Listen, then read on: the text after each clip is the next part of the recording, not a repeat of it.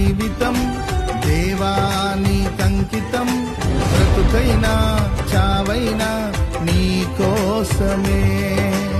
ఇదిగో నా జీవితం దేవానికంకితం, బ్రతుకైనా చావైనా నీ కోసమే. నాకున్నది నీ ఒక్కడివే, నే బ్రతికేందుకు నీ ప్రేమ చాలయ్యా. ఆరాధింతును నా పూర్ణ హృదయముతో, నిన్ను గణపరతును నా జీవితాంతము. యేసయ్యా యేసయ్యా యేసయ్యా